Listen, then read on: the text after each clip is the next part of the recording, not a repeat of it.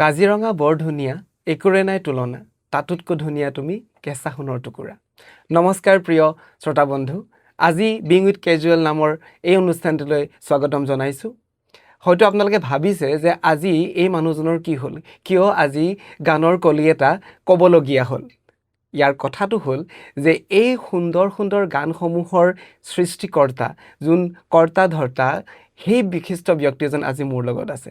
আজি মই তেনেই সুখী যে তেওঁ মোৰ লগত আছে আৰু তেওঁৰ লগত আজি মই বাৰ্তালাপ কৰিম। হয়, আপোনালোকে বুজিয়ে পাইছে, তেওঁ হৈছে আমাৰ শ্ৰদ্ধাৰ, আমাৰ মৰমৰ শিল্পী অনুপম শইকীয়া ডাঙৰীয়া।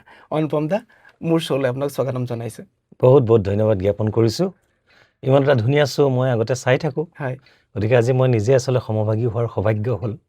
বহুত বহুত ধন্যবাদ জ্ঞাপন কৰিছোঁ। হয় দাদা, মোৰ আজি কপাল যে যোনজন মানুহৰ গীত আমি সদায় শুনি থাকোঁ, সদায় অনুৰাগী হিচাপে আছিলোঁ, আজি তেনেই কাষতে বহি কথাষাৰ পাতিবলৈ পাইছোঁ। সেইকাৰণে এই সুযোগটো মই আজি নেৰোঁ। আজি কথা পাতিম, কিন্তু জানিব বিচাৰিম এই সুন্দৰ সুন্দৰ গীতসমূহৰ কাহিনীসমূহ, ভিতৰৰ কাহিনীবিলাক, আৰু অকণমান গান শুনিবলৈ চেষ্টা কৰিম। প্ৰথমতে কওঁ দাদা যে আমি কমন মানুহ হিচাপে, জনসাধাৰণ হিচাপে আমাৰ কাৰণে সংগীত হ'ল এটা চ'ৰ্চ অফ এণ্টাৰটেইনমেণ্ট। আমি শুনো, ভাল পাওঁ আৰু অকণমান আনন্দ লওঁ। আপোনাৰ কাৰণে সংগীত কি? সংগীত আচলতে মোৰ প্ৰথম কথা হৈছে কি নিচা। নিচাৰ পৰাতো পেচাত পৰিণত হ'ল। হয়, গতিকে পেচা হ'লেও আচলতে সংগীতে মানুহক খুব শান্তিপ্ৰিয় কৰি ৰাখে। হয়, গতিকে সংগীতৰ লগত যদি জড়িত থকা যায়, তেতিয়াহ'লে আমি সংগীতৰ পৰা বেলেগ বেলেগ বিভিন্ন ধৰণৰ, ছাপ'জ আজিকালি দেশত দেখা যায় যে বিভিন্ন ধৰণৰ কিছুমান হিংসাত্মক কথাৰ মাজত জড়িত হ'বলগীয়া হয় বা জড়িত হয় কিছু ব্যক্তি। গতিকে সেই নেতিবাচক যিবিলাক দিশ আচলতে সেইবিলাকৰ পৰা আঁতৰি থাকিব পৰা এটা সুব্যৱস্থা হৈছে সংগীত। গতিকে অকল সংগীত বুলিয়েই নহয়, সেয়া ক্ৰীড়াও হ'ব পাৰে, সাহিত্য হ'ব পাৰে, যিকোনো কলাই। গতিকে তাৰ মাজতো এটা বিশেষ পথ হৈছে সংগীত। গতিকে ওপৰৱালাৰ কৃপাত সেই সংগীতৰ জগতখনতে মোক আচলতে ভগৱানে স্থান দিলে। গতিকে কি কৰিব পাৰিছোঁ নোৱাৰিছোঁ সেয়া বিচাৰ্য বিষয় ৰাইজৰ, কিন্তু খুব শান্তিপ্ৰিয়ভাৱে আৰু সকলোৰে লগত একাত্মক হৈ খুব বন্ধুত্বপূৰ্ণভাৱে সকলোৰে আশীষ মৰম চেনেহ লৈ জীয়াই থাকিব পৰাটো তাতকৈ আৰু মানে ধন্য হোৱা জীৱন একো থাকিব নোৱাৰে, সেইবুলি মই অনুভৱ কৰোঁ। গতিকে আজি য'লেই যেনেকৈ যাওঁ, ছাপ'জ তাতেই বহু মানুহৰ হয়তো চিনাকি মুখ, সেইকাৰণে বেলেগ ধৰণৰ এটা দূৰৰ পৰা হাঁহি এটা মাৰিবও খোজে কেতিয়াবা। ময়ো চিনাকি অচিনাকি কোনো কথা নাথাকে। গতিকে ময়ো সেই হাঁহিটোৰ প্ৰত্যুত্তৰ হিচাপে আকৌ হাঁহি এটা দিবলগীয়া হয়। গতিকে সেই হাঁহিমুখীয়া কৰি ৰখাৰ যিটো ব্যৱস্থা, এইটো সংগীত মানে সাংস্কৃতিক ক্ষেত্ৰখনৰ কাৰণে বিশেষ আচলতে খুব ইতিবাচক দিশ। গতিকে সেই ক্ষেত্ৰখনত থাকি সঁচাকৈয়ে মই এটা সৰুগীয় সুখ অনুভৱ কৰোঁ। বাকী পৰ্যায়ক্ৰমে বহু কৰিবলগীয়া আছে, গতিকে কিমান দূৰলৈকে কৰিব পাৰোঁ নাজানো। গতিকে যিখিনি পাৰোঁ ঈশ্বৰৰ কৃপাত মানে সেইবিলাক প্ৰচেষ্টা অব্যাহত থাকিব। গতিকে ভাল ভাল কামৰ জৰিয়তে যাতে সদায় ৰাইজৰ হৃদয়ৰ মানুহজন হৈ থাকিব পাৰোঁ, তাকেই কামনা কৰোঁ। এই যে আপুনি ক'লে যে সংগীতটো আপোনাৰ প্ৰথমতে নিচা, তাৰপিছতহে পেচালে হ'ল, এই নিচাটো কেতিয়া লাগিল বাৰু? এই নিচাটো আচলতে মই প্ৰথম 1990 চনত প্ৰথমটো মোৰ কেছেট আচলৰ ধন, সেইটো অডিটেক ষ্টুডিঅ'ত কৰিছিলোঁ আৰু মোৰ লগত কণ্ঠদান কৰিছিলে শান্তা উজিৰ বাইদেৱে, শান্তা বাইদেৱে। ভূপেন উজিৰে ৰেকৰ্ডিং কৰিছিলে ভিনদৱে, আৰু লগত এতিয়াৰ মুম্বাইত প্ৰতিষ্ঠিত মাইনাদা যতীন শৰ্মা, সংগীত পৰিচালক তথা টেকনিচিয়ান, ছাউণ্ড ইঞ্জিনিয়াৰ। গতিকে তেখেতে ৰেকৰ্ড কৰিছিলে, ভূপেন উজিৰে মিক্স মাষ্টাৰ কৰিছে। গতিকে আৰু মোৰ এজন দাদা বন্ধু বিহপুৰীয়াৰ লখিমপুৰৰ দীপেন বৰা, তেখেতে প্ৰযোজনা কৰিছিলে। গতিকে সেই এলবামটোত যেতিয়া গীত গালোঁ, তেতিয়া মোৰ কণ্ঠ শুনি পেলাই ভূপেন উজিৰ ভিনদৱে মানে তেখেতে মোক ক'লে যে তোমাৰ ভৱিষ্যত আছে, তুমি ভালকৈ আগবাঢ়া। সংগীতা বৰঠাকুৰ বাইদেউ আছিলে, সংগীতা বৰঠাকুৰ বাইদেউ মোক ওচৰত লৈ চুমা তোমা খাই যে ইমান ধুনীয়া গাইছা তুমি। গতিকে সেই কেছেটটো কৰাৰ পাছতে, সেই কেছেটটো অৱশ্যে হিট নহ'ল, আচলৰ ধন, কিন্তু তাত যিসকলে গীত শুনিলে সেইসকলৰ মাজত কিয় জানো মোৰ কণ্ঠটো বহুতৰে পচন্দ হ'ল। পচন্দ হোৱাৰ পাছত বহুতেই মোক গীত গাবলৈ আমন্ত্ৰণ জনালে। আৰু আমাৰ তেতিয়া ঘৰুৱা অৱস্থা সাংঘাতিক কিবা এটা ভাল নহয়। দেউতাই বাগানত চাকৰি কৰে, আমি 4টা ল'ৰা ছোৱালী, মোৰ ভণ্টি 3জনী। গতিকে গোটেই পৰিয়ালটো চলাবলগীয়া হয়। আৰু মই পঢ়োঁ তেতিয়া তেতিয়া মেট্ৰিক দিছোঁ, তাৰপাছতে মই কমাৰ্চত পঢ়িবলৈ লৈছোঁ। গতিকে যিহেতু মই ইয়াত কাম কৰি পেলাই মানে সকলোৱে অকণমান হ'লেও মাননি আগবঢ়ায় বা গুৱাহাটীত থকা খোৱা গোটেইখিনি ফ্ৰী হয়, অহা যোৱা কৰিবৰ কাৰণে কেতিয়াবা গাড়ী ঘোঁৰা দিয়ে, কেতিয়াবা বাছৰ টিকেট কাটি দিয়ে, তেনেকুৱা। গতিকে গোটেই ব্যৱস্থাটোৰ মাজত লাহে লাহে লাহে লাহে মোৰ এইটো প্ৰফেশ্যন হৈ উঠিল। কাৰণ তেতিয়াৰ সময়ত মই 1990 চন, 91, 92, 93 এনেকৈ যেতিয়া পাৰ হৈ গ'ল, প্ৰায় 95 মানৰ পৰা ৰেগুলাৰ ছাপ'জ 8-10টা গীত গাওঁ মই ষ্টুডিঅ'ত। 3টা ষ্টুডিঅ', অডিটেক, ফ্ৰেন্স, ফিল্ম ক্ৰাফ্ট, এই 3টা ষ্টুডিঅ'ত মানে সময় নাই, চলি থাকে, ঘূৰি ফুৰিবলগীয়া হয়। অ'ত 2টা, ত'ত 3টা। তাৰ উপৰিও ছাপ'জ 1992 চনত অল ইণ্ডিয়া ৰেডিঅ' গুৱাহাটীৰ অডিশ্যন দিলোঁ মডাৰ্ণ ছঙত, তাতো পালোঁ। ৰেডিঅ'ৰ কামো কৰিবলগীয়া হয় আৰু টেলিভিশ্যন চেণ্টাৰৰ কামো কৰিবলগীয়া হয়। তাৰোপৰি মই নিজে গীত লিখা, সুৰ কৰা, সংগীত কৰা এটাকেইটা কামেই কৰোঁ কণ্ঠদান দিয়াৰ উপৰি। গতিকে বেলেগ বেলেগ আৰ্টিষ্টৰ কাৰণে ছাপ'জ গীত লিখা, সুৰ কৰা, ষ্টেজ শ্ব' কৰিব লাগে। গতিকে তেনেকৈ আচলতে ব্যস্ততাটো বাঢ়ি গ'ল। যেতিয়া বাঢ়ি গ'ল, সেই অনুপাতে মই যিখিনি আচলতে জীৱনত পোৱা নাছিলোঁ অৰ্থনৈতিকভাৱে, প্ৰথম যেতিয়া গীত গাবলৈ আৰম্ভ কৰিছিলোঁ বিহপুৰীয়াত মামাহঁতৰ ঘৰত থাকি পঢ়িছিলোঁ, প্ৰথম দ্বিতীয় 2টা বছৰ। তাতেই বনগীতৰ কম্পিটিশ্যন স্কুলত, তাত প্ৰথম বনগীত গাই পেলাই মোক মনমামা বুলি এজন মামাই এটা বনগীত শিকাইছিলে আৰু তাত গীত গাই পেলাই এটা নীলা জাৰ এটা পাইছিলোঁ। গতিকে সেইটো মানে উৎস, গতিকে সেইটো প্ৰেৰণা। তাৰপিছত আমি বিহপুৰীয়াত মইনামেল হয় শনিবাৰে দেওবাৰে নামঘৰৰ মজিয়াত, গতিকে তাতেই গীতৰ চৰ্চা হয়। ঠিক তেনেকৈ আমাৰ ঘৰখনতো মা দেউতা দুয়োজনে আচলতে অসমীয়া সংগীতৰ সাংঘাতিক সাধক। গতিকে বিয়ানাম, বিহুনাম, আইনাম, জোৰানাম, দিহানাম, টোকাৰী গীত, পয়াৰ, লেচেৰি, ভাওনাৰ গীত, মানে সূত্ৰধাৰ, তাৰপিছত ৰাসৰ বিভিন্ন ধৰণৰ গীত, এই সকলোবিলাকৰ চৰ্চা আমাৰ ঘৰত আচলতে চলিয়ে থাকে।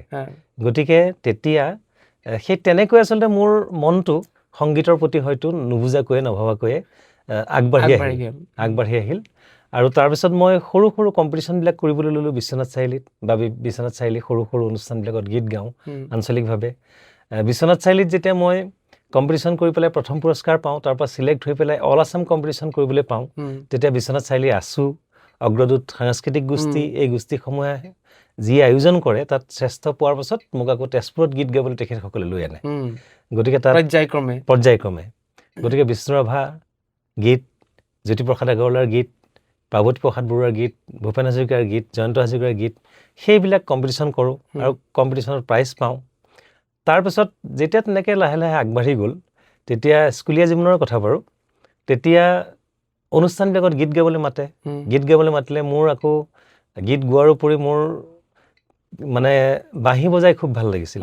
এটা সময়ত খুব বাঁহী বজাইছিল। এতিয়াও আছেনে সেইটো?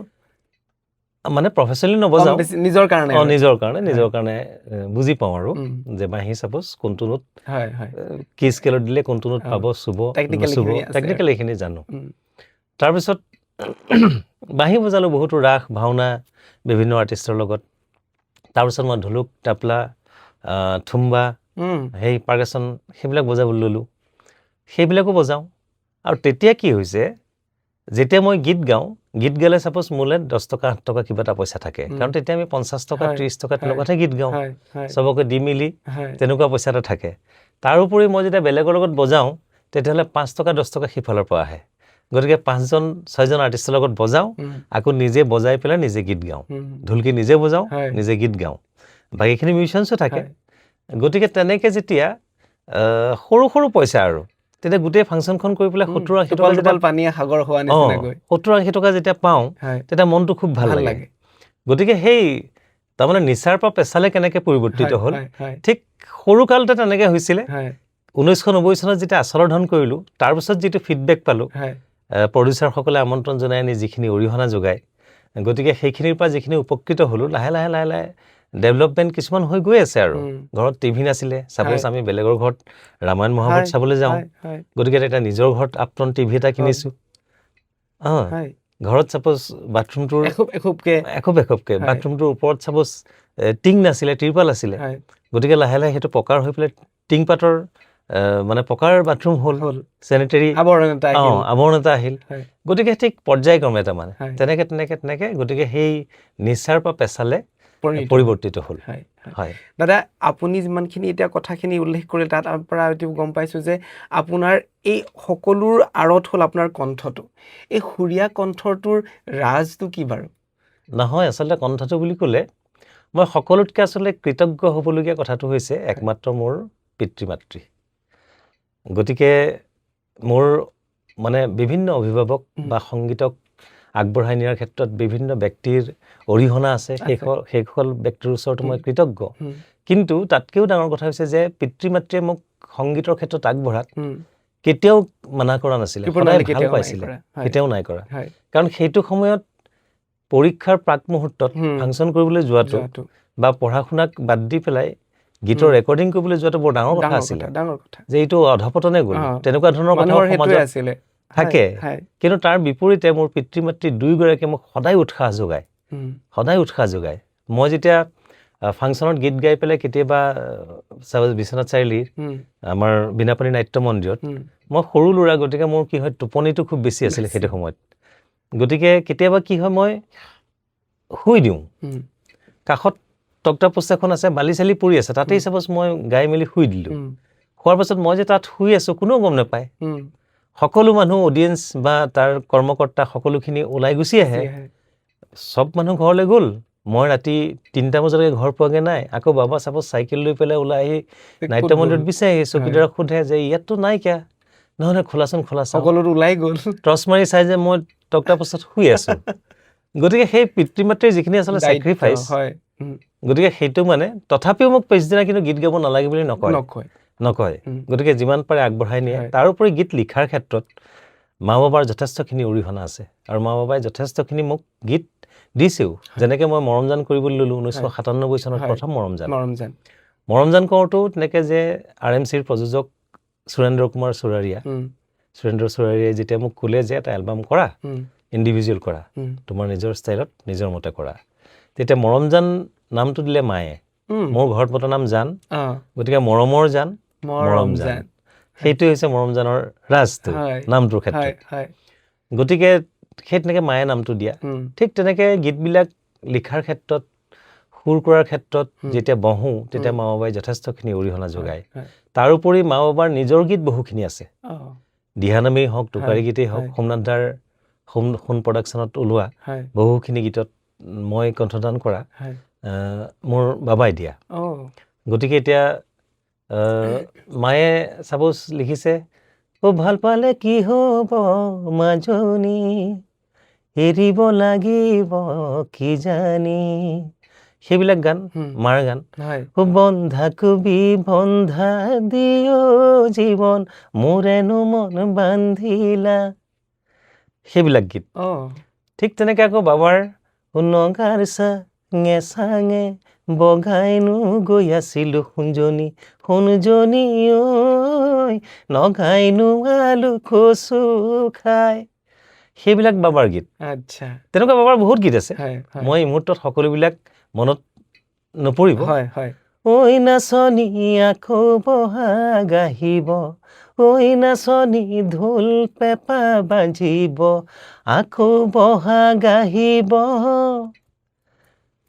ঢোল পেঁপা বাজিব, বিহু গুচি গ'লে নাচনী নালাগে নাচিব, সেইবিলাক বাবাই লিখা গীত, একদম এভাৰগ্ৰীন ছং সেইটো সময়ৰ। আৰু এতিয়া চাপ'জ তাৰপাছত 98 যেতিয়া আকৌ মৰমজান কৰিবলৈ ল'লোঁ, 97 মৰমজান যিহেতু ব্যৱসায়িকভাৱে সফল হ'ল, গতিকে প্ৰডিউচাৰে ক'লে যে এইবছৰ আকৌ মৰমজান কৰা।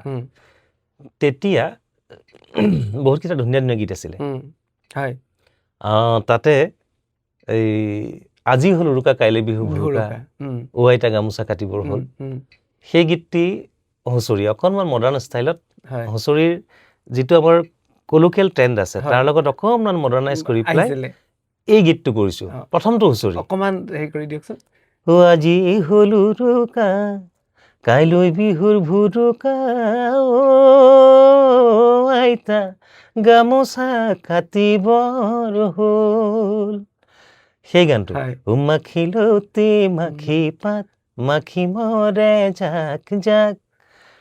তাৰপিছত সেই গীতটো তেতিয়া মই ঘৰত যেতিয়া মৰমজান কৰাৰ কথাটো ফাইনেল হ'ল তেতিয়া ইয়াৰ পৰা গৈ মা বাবাৰ লগত বহি গানবিলাকৰ ডিছকাশ্যন কৰিছোঁ আৰু তেতিয়া হয় আজি হ'ল উৰুকা কাইলৈ বিহুৰ কি লিখিম কাইলৈ বিহুৰ গৰু বিহু মানুহৰ বিহু লিখিলেতো নহ'ব চন্দ্ৰ নিমিলে তেতিয়া মায়ে মোক ক'লে যে কাইলৈ বিহুৰ ভুৰুকা বুলি লিখা মই বোলো ভুৰুকাটো কি মিন কৰিব কৈছে কাইলৈ এনেকুৱা এটা দিন যে হাতী মাৰি ভুৰুকাত বঢ়োৱা বুলি কয় আৰু তাৰ উপৰি কথা হৈছে যে ভুৰুকাটো এনেকুৱা এটা বস্তু যে তুমি ভুৰুকাটো হৈছে চূণ গলোৱা এটা পাত্ৰ যেতিয়া এডোখৰ চূণ তাত দিবা তাৰপিছত পানী দিয়াৰ পাছত যিটো উত্তপ্ত অৱস্থা হয় তাৰমানে গতিকে এইটো চিম্বলিক গতিকে সেই উত্তপ্ত অৱস্থাটো কাইলৈ তাৰমানে আজি হ'ল উৰুকা কাইলৈ বিহুৰ ভুৰুকা।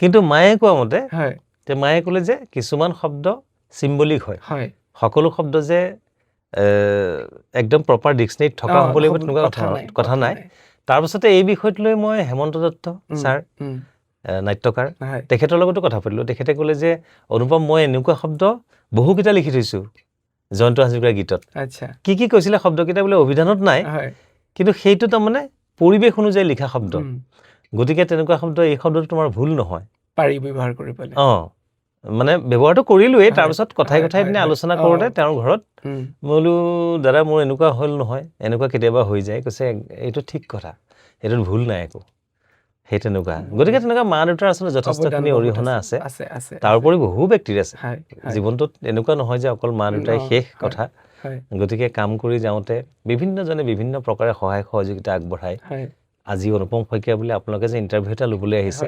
বহুজনৰ তাত হাত আছে মই সকলোৰে ওচৰত কৃতজ্ঞতা জ্ঞাপন কৰিছোঁ এই মৰমজানৰ কথা যিহেতু ওলালে মৰমজানৰ প্ৰত্যেকটো গীত আমাৰ বিশেষকৈ ৯০ দশকৰ আমাৰ যোনখিনি আমি প্ৰজন্মৰ আমাৰ মনে প্ৰাণে সোমাই আছে তাৰে এটা বিশেষ গান আছিল সৌজাক যেন গাভৰু সেই গানটোৰ কাহিনী কেনেকুৱা কি কথা বাৰু মই বহুত আগতে শুনিছোঁ কিন্তু নিজৰ আপোনাৰ লগত মানে ফেচ টু ফেচ কথাষাৰ শুনিবলৈ মন আছিল মই আচলতে খুব প্ৰেক্টিকেল লিখি খুব ভাল পাওঁ প্ৰেক্টিকেলি গীতবিলাক লিখি ভাল লাগে এটা কাৰণে যাতে যিটো মানুহৰ জীৱনত সচৰাচৰ চলি থাকে প্ৰাণ গান বহুত লিখোঁ যেনেকৈ আজি ভাইহঁত এবাৰ ভাবি চাবি দেই দেশখন কৌশলে ৰাখিবি দেই মোৰ সোণৰে অসমত ৰূপৰো শিকলি বান্ধিব নিদিবি গতিকে তেনেকুৱা টান গানবিলাকো লিখা হয় কিন্তু এজ ইউজুৱেল মানুহে যাতে পটককৈ ৰিয়েক্ট কৰিব পাৰে নিজৰ লাইফৰ লগত কানেক্ট কৰিব পাৰে গতিকে সেই তেনেকুৱা ধৰণৰ গীতবিলাক লিখিবলৈ প্ৰয়াস কৰোঁ আৰু তেতিয়া মানুহে সঁচাকৈ খুব সোনকালে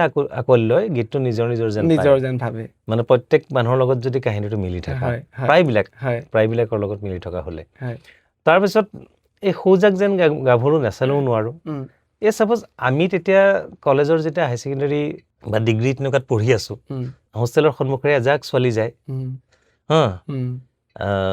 ময়ো তেতিয়া ছাপ'জ ৰেঞ্জাৰ নহয় আৰু তেনেকুৱা টাইপৰ চাইকেল এখন আছে লৈ পেলাই কেতিয়াবা ছোৱালী চায়ো ভাল লাগে নহয় গতিকে সেইটো সময়ত গতিকে তেতিয়া যেতিয়া যাওঁ বাকী ছোৱালীবিলাক মানে টিউশ্যনৰ পৰা আহিছে বা হোষ্টেলৰ সময় হৈছে আহিছে ক'ৰবাত চব আহিছে জাক পাতি পেলাই কিন্তু তাৰ মাজত ছাপ'জ কোনোবা এজনী ছোৱালীয়ে বিশেষভাৱে ঘূৰি চাইছে মোৰ আকৌ ঘূৰি চোৱাটোত উল্টাই ঘূৰি চাবলৈও লাজ লাগিছে কিন্তু বস্তুটো অনুভৱ কৰিছোঁ সেই কথাটো আচলতে সেই প্ৰেক্টিকেলি যেতিয়া গীত লিখাৰ সময় আহি পৰিল তেতিয়া কিছুমান ক্ষেত্ৰত আচলতে আমি কি হয় গীত লিখা মানুহ কিছুমান চিটুৱেশ্যনৰ লগত নিজকে ডুবাই ৰাখিবলগীয়া হয় উটি ভাঙি যাবলগীয়া হয় আচলতে তেতিয়া সেই পুৰণা সময়বিলাকলৈ মনত পেলাওঁ বা সেই চিটুৱেশ্যনটো কেনেকুৱা আছিলে সেইটোক লৈ পেলাই লিখিব পাৰোঁ নেকি বা সেউজীয়া পথাৰটো বোকা নাই ধুনীয়া ছোৱালী দেখোন খালী নাই হয় নহয় গুৱাহাটীত ছোৱালীবিলাক পঢ়িবলৈ আহি কিছুমান ছোৱালীৰ কি অৱস্থা হয়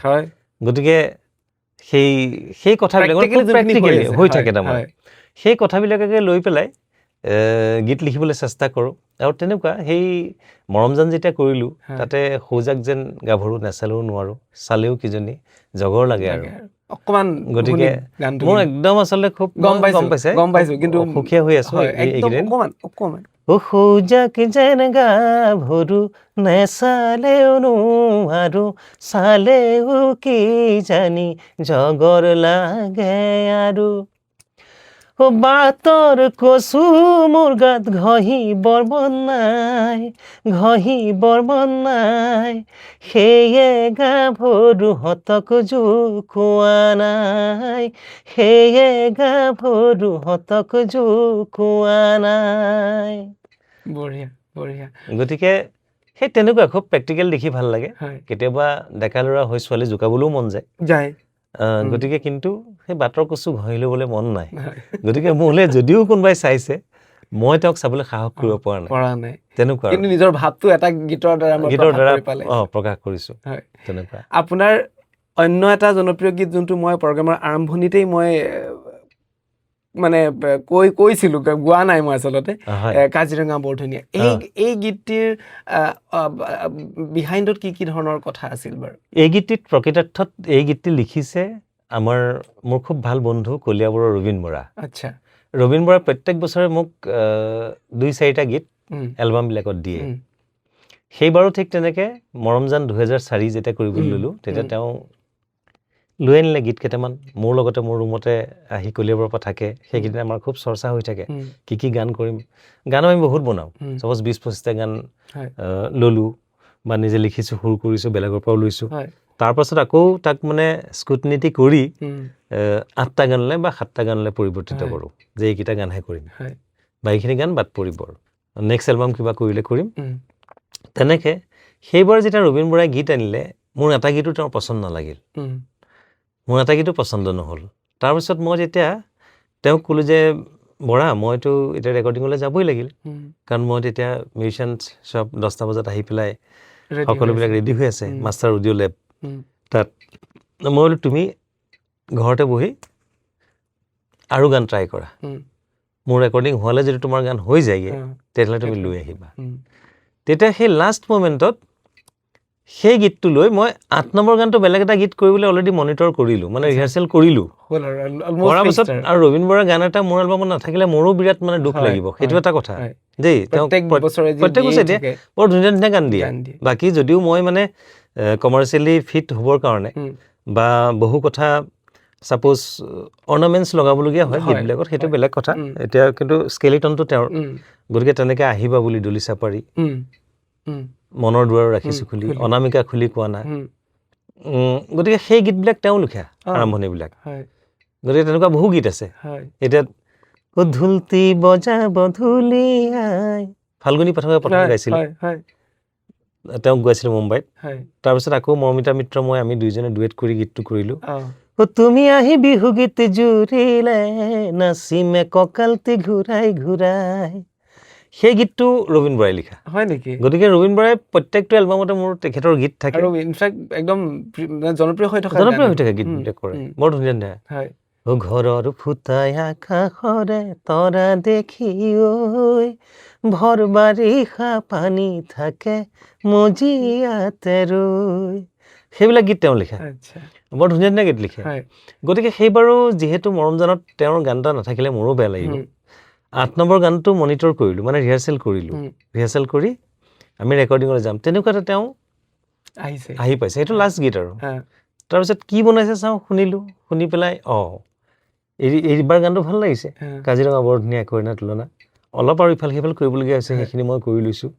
বাকী লিৰিক্সখিনি পাছত হৈ থাকিব, মেইন সুৰখিনি আৰু কনচেপ্টটোহে লাগে। তাৰপিছত আমি দাদা কৰি পেলাই কেইটা অন্তৰা বনাম কি কথা ভাবি তাৰপিছত গানটো ৰাতি লিখি থাকিম আৰু ডাবিঙলৈ। সেই গীতটি হঠাৎ এই যিটো মনিটৰ কৰিছিলোঁ সেইটো গীত কেঞ্চেল কৰি সেই গীতটো ৰেকৰ্ডিং কৰিলোঁ। সেইটো এলবামৰ লাষ্ট ৰেকৰ্ডিং তাৰমানে। আৰু ইনফেক্ট এইটো এটা বহুত পপুলাৰ গান। মিউজিক ট্ৰেক মানে তাৰপিছত ৰেডি কৰিলোঁ, তাৰপিছত গানটো দুইজন বহি মেলি লিখি মেলি, কিন্তু মেইন সৃষ্টিৰ মূল নায়কজন হৈছে সেইটো ৰবীন বৰা, কাজিৰঙা বৰ ধুনীয়া। কিন্তু আপুনি সেই গীতটি ইমানেই ভালকে হয়তো মানে অন্তৰৰ পৰা গালে নে কিয়ে নে, মানে এতিয়াও যেতিয়া ভাবোঁ আপোনাৰ কথা সেই গানটো প্ৰথম আহে, মানে যে এই গানটো ইমান। সেইটো আচলতে মোৰ জীৱনৰ টাৰ্ণিং পইণ্ট। যদিও তাৰ আগত বহুতো হিট গান ওলাইছে, কিন্তু ছুপাৰ হিট গীতো ওলাইছে, কিন্তু মেগা হিট বুলি ক'বলৈ গ'লে কাজিৰঙা বৰ ধুনীয়া বেলেগ ধৰণে একচেপ্ট কৰি লৈছে। আৰু সেই কথাটো কেতিয়াবা মোৰ ভালো লাগে, কেতিয়াবা বেয়াও লাগে। আকৌ ভাল লগা কথাটো হৈছে যে সেই গীতটোৱে মোক এটা অনন্য ৰূপ দিলে জীৱনটোক, সাংগীতিক জীৱনটোত। গতিকে সেইটো মোৰ খুব ভাল লগা কথা। কিন্তু বেয়া লগা কথাটো হৈছে সেই গীতটোৰ কথাই সকলোৱে কয়, তাৰ বাহিৰে যেন মই জীৱনত একো কৰাই নাই। তাতকেও কিমান ভাল ভাল গীত কৰা হ'ল, বহু গীত আছে। গতিকে কিন্তু সেই গীতটোৱেই বাৰে বাৰে যেতিয়া কৈ থাকে বা ষ্টেজত গ'লেও যেতিয়া 4-5 বাৰ 6 বাৰ গাবলগীয়া হয়, তেতিয়া মানে মনটো বেয়া লাগে যে ইমান ধুনীয়া ধুনীয়া গীতবিলাক কৰিলো, চব থাকি গ'ল, এটা গীতৰ কথাই খালি মানুহে কয়। গতিকে ৰাইজে হয়তো কিছুমান গানত চাগে বেছি কানেক্টেড, এই গানটো চাগে বেছি কানেক্টেড ফিল কৰে, বেছি কানেক্টেড হৈছে। বাৰু দাদা, আপোনাৰ আজি আমি এই পবিত্ৰ আপোনাৰ ষ্টুডিঅ' মজিয়াত বহি আছো। এই ষ্টুডিঅ'টোৰ কাহিনী ইয়াত বহুত বস্তুটো জন্ম লাভ কৰিছে, বহুত গীত জন্ম লাভ কৰিছে, বহুত গীত, বহুত আৰ্টিষ্টৰ, বহুত আৰ্টিষ্ট, অসমৰ প্ৰায় সকল আৰ্টিষ্ট, তাৰোপৰি বাহিৰৰ আৰ্টিষ্টো বহুতে গাইছে বা বাহিৰৰ বিভিন্ন কাম হৈ থাকে, অকল গীত গোৱা বুলিয়েই নহয়। গতিকে তাতে এতিয়া চিনেমাৰ ডাবিং হওক, চিৰিয়েলৰ ডাবিং হওক, বিভিন্ন এডভাৰটাইজমেণ্ট হওক, গতিকে বিভিন্ন ডকুমেণ্টাৰীজ হওক, গতিকে সকলোবিলাক হৈ থাকে। আৰু আমাৰ টেম্পটেশ্যন ষ্টুডিঅ'ত অডিঅ' ভিডিঅ' দুইটা কামেই হয়। গতিকে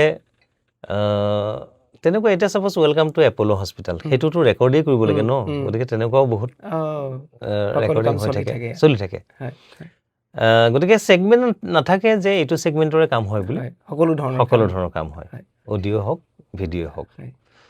গতিকে এই আমাৰ ষ্টুডিঅ'টো আৰম্ভ কৰিলোঁ হেৰিয়াত 2006 চনৰ 25 ছেপ্টেম্বৰত। আৰুতো ফিতা কাটিছে জুবিন গাৰ্গে। তাৰ উপৰিঞ্চি আমাৰ ভূপেনজীৰ, শান্তা বাইদেউ, মালবিকা বাইদেউ, এনেকৈ কৰি অসমৰ বিশিষ্ট বহুতো ব্যক্তিসকল মানে তেতিয়াৰ পৰা ইয়াতে আছিলে নে? তেতিয়াৰ পৰা ইয়াতে, আৰু তেতিয়াৰ পৰা ইণ্টেৰিয়ৰ এইটো এনেকেই আছে। বহুত এতিয়ালৈকে সাক্ষী হৈছে তেতিয়াহ'লে। এইটো এতিয়া 20 বছৰ হ'ল। 26ত মানে 20 বছৰ, আৰু ছেপ্টেম্বৰত 20 বছৰ কমপ্লিট হ'ব। গতিকে এই ষ্টুডিঅ'টো কৰাৰ উদ্দেশ্য এটাই আছিলে। মই ষ্টুডিঅ'ত আচলতে কাম কৰিবলৈ যেতিয়া লওঁ, মোক সময় বহুত লাগে, মানে মোৰ ষ্টুডিঅ' বিল বহুত হয়গৈ। আৰু যিটো সময়ত চাপ'জ আমাৰ মুডটো এনেকুৱা হয় যে কেতিয়াবা ৰাতি 3টা বজাতো কাম কৰিবলৈ মন যায়, কেতিয়াবা কোনোবা সময়ত মন নাই, কিন্তু ষ্টুডিঅ'ৰ অভাৱ আছে কাৰণে আচলতে মন নাথাকিলেও কৰি দিবলগীয়া হয়, গাবলগীয়া হয় বা মিউজিক কৰিবলগীয়া হয়। গতিকে যেতিয়াই মন যাওক যাতে কামটো মই কৰিব পাৰোঁ। আৰু মই কৰাৰ উপৰিঞ্চি মই বাকী ষ্টুডিঅ'সমূহত কাম কৰি থাকোঁতে যিখিনি অসুবিধা পাইছোঁ, তাৰমানে কিবা কিবি অসুবিধা থাকে, সেই অসুবিধাবিলাক নোহোৱাকৈ যাতে ইয়াত 24 আৱাৰ্ছ আমি ছাৰ্ভিচ দিব পাৰোঁ। গতিকে মোৰ ষ্টুডিঅ'ৰ সেইকাৰণে সময় নাই যে নিৰ্দিষ্ট সময় নাই যে ইমান সময়ৰ পৰা ইমান সময়লৈ কাম কৰিম, তেনেকুৱা নাই। কাৰোবাৰ যদি ৰাতি 2টা বজাতো মন গৈছে কাম কৰিবলৈ, ডিউটি। আৰু প্লাছ তেতিয়া কি হয়, অডিঅ' ষ্টুডিঅ' বেলেগ, ভিডিঅ' ষ্টুডিঅ' বেলেগ আছিলে। গতিকে আমি খুব ইমাৰ্জেঞ্চি ফাইল এটা যেতিয়া মুম্বাইলৈ পঠাবলগীয়া হয়, তেতিয়া মানে চাপ'জ ভিডিঅ'টো আছে, অডিঅ'টো বন্ধ কৰি দিলে, বেলেগ দূৰত পঠাবলৈ সময় নাইকিয়া। গতিকে তেতিয়া চিন্তা কৰিলোঁ যে একেলগে 2টা বস্তু কৰি লওঁ, তেতিয়াহ'লে আমি সময়টো বাচে, কামখিনিও বাচে। আৰু এটা ডাবিং, চাপ'জ ডাবিং এটা কৰিছে, কিবা এটা শব্দ এটা ভুল হ'ল, আকৌ অডিঅ'টোলৈ ফোন কৰিলোঁ, অডিঅ' ষ্টুডিঅ'টো বন্ধ কৰি দিলে, আকৌ অডিঅ' যেতিয়া খুলিলে আৰ্টিষ্টজনৰ সময় নাই, এনেকুৱা বহুত খেলি মেলি থাকে। গতিকে সেই কাৰণবিলাকতে আচলতে মই ভাবিলোঁ যে এটা ষ্টুডিঅ' কৰোঁ, অডিঅ' ভিডিঅ' 2টা থাকিব। গতিকে একদম ইনষ্টেণ্ট আমি যি মন যায় তাকে যাতে কৰিব পাৰোঁ, বেলেগেও কৰিব পাৰে, অকল মই কৰা বুলি নহয়। এটা মোৰ মুড উঠিলে যে মই ৰাতি 2টা বজাত ষ্টুডিঅ'তে কাম কৰিম, মন গ'ল 2টা বজাত পৰা যাতে কৰিব পাৰোঁ, বা বেলেগেও কৰিব পাৰে, কাৰণ সৃষ্টিৰ কোনো সময় নাথাকে। আৰু মন যোৱা সময়খিনিত কৰিব পাৰিলে বেছি ভাল লাগে, বেছি ভাল লাগে, স্বতঃস্ফূৰ্ত হয়। গতিকে সেইকাৰণে আচলতে টেম্পটেশ্যন ষ্টুডিঅ'টো আমি আৰম্ভ কৰিলোঁ। আৰু ঈশ্বৰৰ কৃপাত এতিয়ালৈকে ৰাইজে যথেষ্টখিনি মৰম, আদৰ, চেনেহ, আশীৰ্বাদ দিছে। আৰু বহু স্মৃতি ইয়াৰ মাজত লুকাই থাকে। গতিকে আৰু মোৰো সাংগীতিক জীৱনত আচলতে টেম্পটেশ্যন ষ্টুডিঅ'টো মোৰ কাৰণে এটা ডাঙৰ অৰিহণা। আজি মোৰ সমসাময়িকভাৱে কাম কৰা বহু আৰ্টিষ্ট আছে, বহু আৰ্টিষ্টে কিন্তু এই সাংগীতিক জগতখনৰ কথাটো মানে খুব নগণ্য কৰি ৰাখি পেলাই মূল পেচা হিচাপে বেলেগ এটা বিষয়বস্তু লৈ পেলাই চলিবলগীয়া হৈছে, মানে পৰিস্থিতি বাধ্য কৰাইছে। কিন্তু মই সদায় এই যে সাংস্কৃতিক ক্ষেত্ৰখনৰ লগত এটাচমেণ্টত থাকিব পাৰিছোঁ, সদায় বিভিন্ন আৰ্টিষ্টক লগ পাই আছোঁ, বিভিন্ন ধৰণে ময়ো অনুপ্ৰাণিত হৈছোঁ, ময়ো কাম কৰি যোৱাৰ সৌভাগ্য হৈছে। গতিকে এই কথাটো কিন্তু টেম্পটেশ্যন ষ্টুডিঅ'ৰ কাৰণে মোৰ বেছি আচলতে ফলপ্ৰসূ হৈছে। কাৰণ ষ্টুডিঅ' যদি নাথাকিলহেঁতেন মই ক'ত বহিলোহেঁতেন, ক'ত ইমান মন গ'লহেঁতেন, ক'ত আজিকালি ইমান আৰ্টিষ্টক লগ পালোহেঁতেন, গতিকে সেই পৰিৱেশটো নাথাকিলেহেঁতেন। গতিকে মোক আচলতে সজীৱ কৰি ৰখাৰ ক্ষেত্ৰত টেম্পটেশ্যন ষ্টুডিঅ'ৰ যথেষ্টখিনি অৰিহণা আছে। হয় দাদা, আপুনি CD VCD সোণালী সময়কণ পাৰ কৰিছে, আপুনি দেখিছে, কেছেট দেখিছে বা আপুনি তাৰ লগত দেখিছে মানে কি জড়িত হৈছে।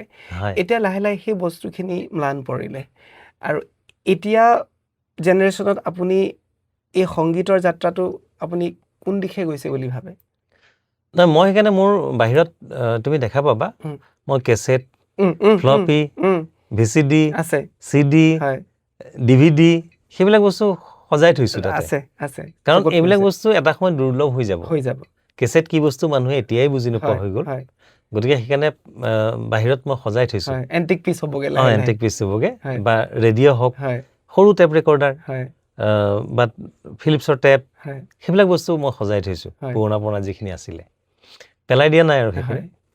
তাৰপিছত বাৰু যি কি নহওক, এতিয়া কথাটো হৈছে কি, এতিয়াতো সম্পূৰ্ণ মানে ইলেক্ট্ৰনিক মিডিয়া হৈ গ'ল।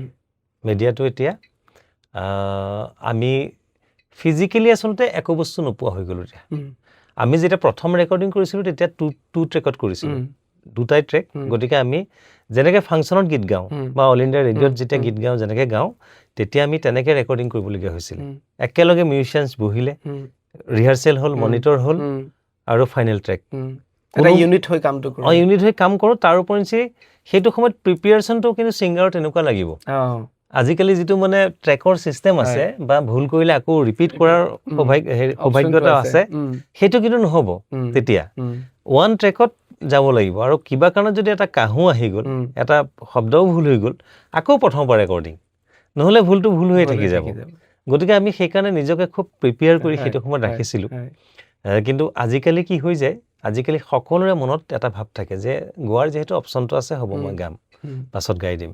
কিন্তু তেতিয়াতকৈ এতিয়া নতুন প্ৰজন্ম টেকনিকেলি বহুত চাউণ্ড আৰু বহু কথা আমি কিছুমান ঢুকি নোপোৱা মানে আমি ঢুকি নোপোৱা বস্তুসকল তেওঁলোকে কিন্তু হজম কৰি পেলাইছে আজিৰ ডেটত। গতিকে বহুত আচলতে এক্টিভ, বহুত টেলেণ্টেড আজিৰ প্ৰজন্ম।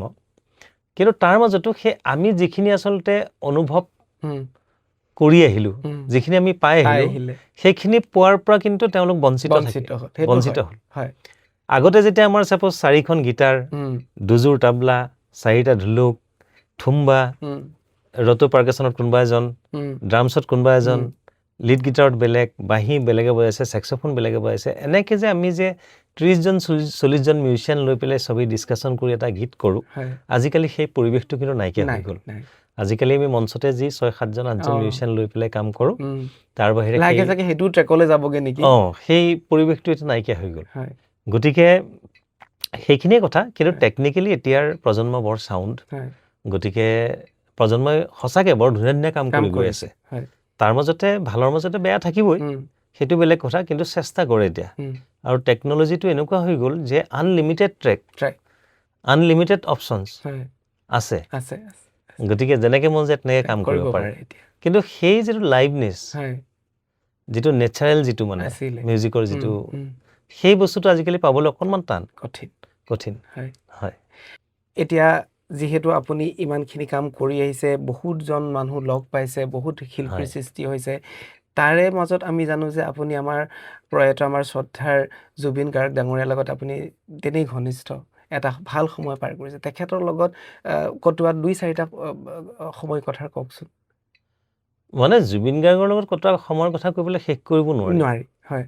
মানে প্ৰত্যেক দিনে এটা নতুন নতুন কাহিনী, নতুন নতুন কনচেপ্ট, মিউজিকৰে হওক, আপোনাৰ আটাইতকৈ মানে প্ৰভাৱ পেলোৱা এটা বা দুটা মুহূৰ্ত।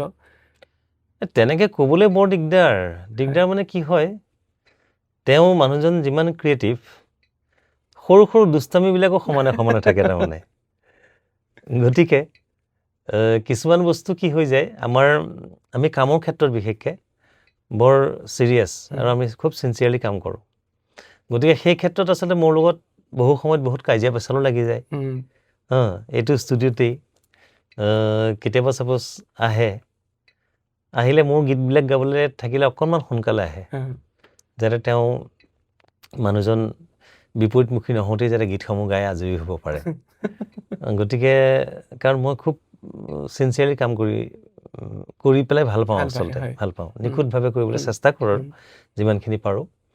আৰু এতিয়া তেওঁৰ মানে কি হৈ যায়, কণ্ঠটো ইমান সাংঘাতিক ভাৰ্চেটাইল, তেওঁ যেনি মন যায় তেনিয়েই তেওঁ কণ্ঠটোৰে গুচি যাব পাৰে। গতিকে তেওঁৰ কিন্তু ধৈৰ্যটো এনেকুৱা নাথাকে যে মই প্ৰডিউচাৰজনক বা মিউজিক ডাইৰেক্টৰজনক যিমান সময় তেওঁ বিচাৰে মই সিমান সময় দিম। তেওঁ যিহেতু ভাল গায়, তেওঁৰ কণ্ঠটোৱে যেনেকৈ বিচাৰে তেনেকৈ যিহেতু গুচিয়ে যায়, গতিকে তেওঁ মনত যিটো ভাবে সেইটোৱে তেওঁ মানে নিভাঁজ বুলি তেওঁ নিজকে সৰুগত কৰিলে কথাটো। কিন্তু কিছুমান ডাইৰেক্টৰৰ কিছুমান হেঁপাহ থাকে, মন থাকে, সৰু সৰু বস্তু কিছুমান কাজ থাকে, তেনেকুৱা থাকে, সেই স্কোপটো বহুতে নাপায়। কিন্তু মোৰ লগত সেইটো নহয়গৈ।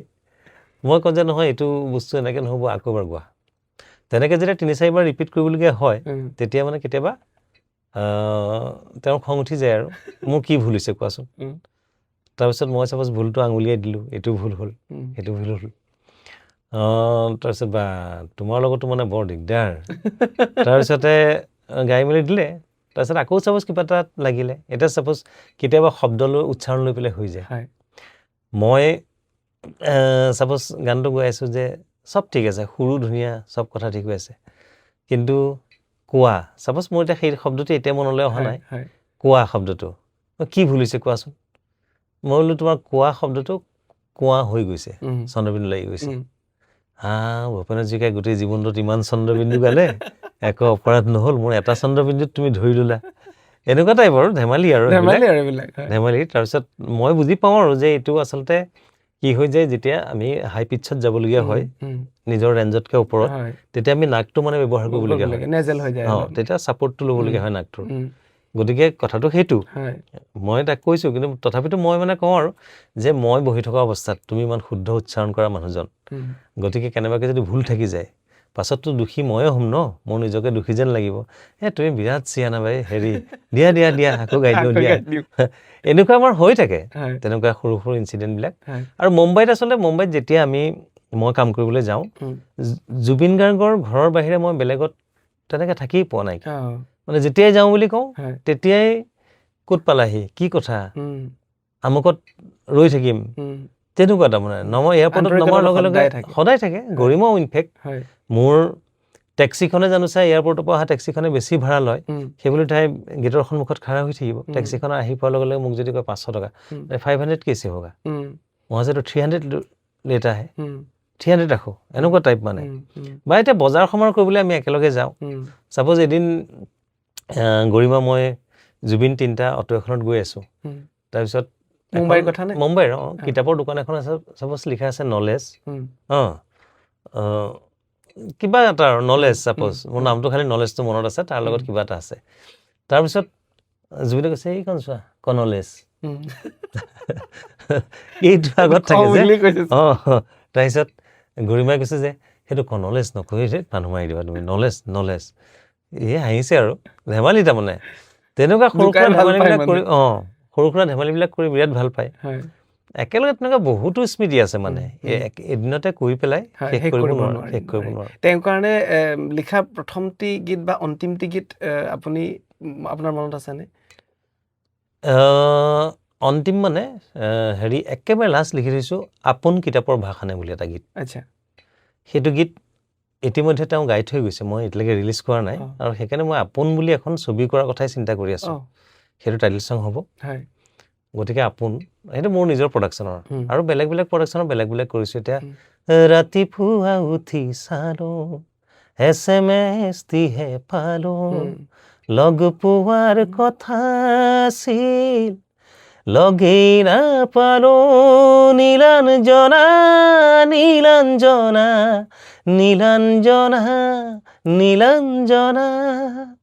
সেইবিলাক গীত কৰিছোঁ। তাৰপিছত আকৌ ছবিৰ গীত, পাগলী ছবিৰ, তাৰপিছত আৰু এখন কি ছবি আছিলে, সেইবিলাক কৰিলোঁ। তোমাৰ হিয়া যিমান মৰম, মোৰো সিমান আছে তোমাৰ বাবে, বয়ে থাকক নিৰৱধিকৈ আমাৰ কলিজাৰ আহে আহে তুমি মোৰ হোৱানে বুকুতে বুকু থৈ সাৱটি লোৱানে সুবাস বিচাৰি পাহে পাহে। সেইবিলাক গীত এই লাষ্ট মমেণ্টত এইবিলাক কৰা গীত। আৰু সেই তাৰে আপোন গীতটো বৰ ধুনীয়া গীত হৈছে। সেই গীতটি কৰি থৈছোঁ, মই ৰিলিজ কৰা নাই। সেইটো তেনেকৈ যদি পৰিকল্পনা যিখিনি কৰিছোঁ ভগৱানে যদি সেইখিনি চাথ দিয়ে তেতিয়াহ'লে ডেফিনেটলি ছাকচেছ হ'ম। হয়, হ'ব নিশ্চয়। শেষৰ ফালে আহিছোঁ। এইটোৱে আপুনি ক'লেই বাৰু, হ'লেও মই আকৌ এবাৰ সুধিছোঁ যে আমি এই ভৱিষ্যতত মানে আৰু কি আপোনাৰ পৰা নতুনত্ব পাবলৈ আমি আশা কৰিম, বা কি আপোনাৰ প্লেনিং চলি আছে? প্লেনিং মানে এটা নতুন নতুন গীতটো বহুকেইটা কৰি থৈছোঁ। প্ৰায় 5টামান গীত মই যোৱা বছৰ মানে এই যিটো ৰানিং ইয়াৰ এইটো বছৰত ৰিলিজ নকৰিলোঁ। জুবিন গাৰ্গ ঢুকোৱাৰ পাছত কিবা মনটো অকণমান কিবা এটা হৈ থাকিল আৰু অকণমান গধুৰ হৈ থাকিলে। আৰু প্লাছ এইটোও দেখা পাইছোঁ তাৰ লগতে যে এইটো কথা নহয় যে অকল তেওঁৰ দুখতেই সমভাগী হৈ মই গীত ৰিলিজ কৰা নাই। এটা গীত কৰিলোঁ, সেইটো গীত গামোচা 2026 বুলি দি পেলাই কৰিছোঁ, ভৰা নদী। গতিকে ভৰা নদীটো কৰিলোঁ। আৰু কেইটামান গীত কৰি থলোঁ, কিন্তু সেই গীতকেইটা ৰিলিজ কৰা নহ'ল। মানে সেই পৰিৱেশটোও দেখা নাপালোঁ আচলতে। সেইটো এটা কথা যে গীত এটা চলিবৰ কাৰণে যিটো পৰিৱেশ লাগে, মানুহৰ মাজত যিটো উদ্যম লাগে, এতিয়া আমি য'তেই যাওঁ তেতিয়া দেখা পাওঁ যে সকলোৰে মনত জুবিন গাৰ্গেই সোমাই আছে। গতিকে আমি চেলুন এখনত যদি চুলি কাটিব গৈছোঁ, ৰেষ্টুৰেণ্ট এখনত বহিছোঁ, বা কোনোবা ধাবা এখনত বহিছোঁ, বা ক'ৰবাত গাড়ীখন ৰখাইছোঁ, গাড়ীখন কাষেদি পাৰ হৈ গৈছে, য'তে নহওক, বা মিস্ত্ৰী এজনে কাম কৰি আছে, লাগিলে মিয়া মিস্ত্ৰীয়ে হওক, তেওঁ কিন্তু বাংলা গান এটা লগাই, জুবিন গাৰ্গৰ বাংলা গান এটা লগাই পেলাই গাঁথনি কৰি আছে বা প্লাষ্টাৰ কৰি আছে। গতিকে পৰিৱেশটোৱে তেনেকুৱা হৈ গৈছে। গতিকে এইখিনি সময়ত সেইকাৰণে মই হেঁপাহ নকৰিলোঁ গীতসমূহ ৰিলিজ কৰা। গতিকে সেই গীতসমূহ ৰিলিজ কৰিবলৈ আছে। তাৰ উপৰিও মানে আৰু এটা হিন্দী গীত কৰি আছিলোঁ। গতিকে সেইটো ইতিমধ্যে মই চানক গোৱাইছোঁ গীতটো, চানে গাইছে মুম্বাইৰ। আৰু তাৰ লগত শ্ৰেয়া ঘোষালে গোৱাৰ কথা আছে। গতিকে শ্ৰেয়াৰ আচলতে সময়টো মিলা নাই কাৰণে গোৱা হোৱা নাই। গতিকে সেইটো এটা গীত ৰিলিজ কৰিবলগীয়া আছে। গীতটো কথা সুৰ মানে সুৰ চুৰটো ময়ে কৰা, আৰু কথাখিনি মোৰ এজন ভাতৃ প্ৰতিম চেলিম বুলি তেওঁ লিখিছে, মোৰ মনৰ ভাৱেৰে তেওঁ লিখিছে। সেই গীতটো মানে জুবিন গাৰ্গক হেৰুৱাৰ বেদনাতে কৰিছোঁ সেইটো গীত। গতিকে এই গীতটো শুনাৰ পাছত চানৰো খুব ভাল লাগিল। তাক মই ক'লোঁ, মই তই গাৱ যদি শুনাবিচোন। গীতটো যেতিয়া দি পঠালোঁ, সি ক'লে যে ইতনা আচ্ছা গীত, খুবচুৰত গীত, छोड़ने का तो कहीं भी मन नहीं करेगा, তেনেকুৱা টাইপ আৰু। গতিকে সিও গাম বুলি ক'লে, যিহেতু গীতটো যদিও মই আধা গাবলৈ কৈছিলোঁ, কিন্তু ভাল পাই গোটেই গীতটোৱে গাই দি পঠাইছে যে তই আৰু জাক জাক গোৱাই ল'বি। গতিকে সেই গীতটো ৰিলিজ কৰিবলৈ আছে। আৰু তেনেকুৱা কিছুমান পৰিকল্পনা আছে। এতিয়া নতুন চৰকাৰখনো আহিছে। গতিকে চৰকাৰখন গঠন হোৱাৰ পাছত মোৰ এটা সাংঘাতিক হেঁপাহ আছে যাতে অসমত মানে গায়কীৰ ক্ষেত্ৰত আমি ইয়াত কি হৈছে, যদিও আমি ব্যক্তিগতভাৱে বহুকেইজনে গীত মাত শিকাই আছে বা ক্লাছিকেলি হওক, বিভিন্ন ধৰণৰ সংগীতৰ প্ৰশিক্ষণ দি আছে, কিন্তু আমি যেনেধৰণে আচলতে টেকনিকেলি যেনেধৰণে আচলতে প্ৰস্তুত কৰিব লাগে আমাৰ কণ্ঠ, বিশেষকৈ নেশ্যনেল ইণ্টাৰনেশ্যনেল মজিয়াত খাপ খাব পৰাকৈ, তেনেকৈ কৰিবলৈ আমাৰ আচলতে আৰু কিছু আমাৰ দায়িত্ব আছে, কৰণীয় আছে। গতিকে এই ক্ষেত্ৰত মোৰ ভালকৈ এটা কাম কৰাৰ ইচ্ছা আছে, যাতে নতুন প্ৰজন্মই যাতে আমি নেশ্যনেল ইণ্টাৰনেশ্যনেল মাৰ্কেটত যাতে নিজকে যোগ্য বুলি প্ৰমাণ কৰিব পাৰোঁ, আমি সেইখন আসনত যাতে বহিবগৈ পাৰোঁ। গতিকে মোৰ সময়খিনিতো গ'ল আৰু। কিন্তু এতিয়া গীত মাত বহুত কৰিলোঁ যদিও কিমান ৰাইজে মনত ৰাখিব নাৰাখিব বেলেগ কথা। কিন্তু নতুন নতুন প্ৰজন্মৰ কাৰণে যদি কিবা এটা কৰি থৈ যাব পাৰোঁ, সেইটো এটা মোৰ কাৰণে গুৰুত্বপূৰ্ণ বিষয় হ'ব। গতিকে সেই হেঁপাহটো আছে, পৰিকল্পনা কৰি আছোঁ। যদি হৈ যায়গৈ তেতিয়াহ'লে আৰু মানে ধন্য হ'ম। নিশ্চয় হ'ব। অনুপম দা, আপোনাৰ ইমান অসুস্থ অৱস্থাটো আৰু ইমান বিজি চিডিউলৰ মাজতো আপুনি আমাক সময় দিলে, তাৰ কাৰণে অলেখ ধন্যবাদ। আৰু আশা কৰোঁ আপুনি যিমানখিনি আশা কৰিছে বা কৰিম বুলি আপোনাৰ কৰণীয়খিনি আছে সেইখিনি সফল হওক। ভগৱানে আপোনাক সদায় শান্তিৰে ৰাখক, সুখত ৰাখক আৰু আপোনাক সেইখিনি প্ৰদান কৰক। আৰু আমাৰ ষ্টুডিঅ'লৈ অহাৰ কাৰণে বহুত বহুত ধন্যবাদ। মোৰ ফালৰ পৰা বহুত বহুত ধন্যবাদ জ্ঞাপন কৰিছোঁ। আৰু সমূহ ৰাইজলৈ মোৰ এটাই খালি হেঁপাহ, সকলো সুখ শান্তি সমৃদ্ধি সম্প্ৰীতিৰে থাকক, তাকে কামনা কৰিছোঁ। আপোনাক আমাৰ ফালৰ পৰা অকণমান মৰমৰ টোপোলা আগবঢ়াইছোঁ আৰু আশা কৰোঁ সেনেকৈ আদৰি ল'ব।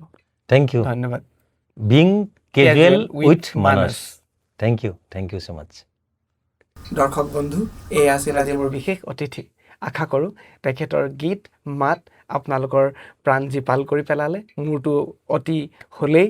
আশা কৰোঁ নেক্সট এপিছ'ডত আৰু এজন ব্যক্তিক লৈ আহিম, আপোনালোকে এনেকৈ ছাপোৰ্ট কৰি যাব। বিং কেজুৱেল উইথ মানস চাবলৈ নাপাহৰিব।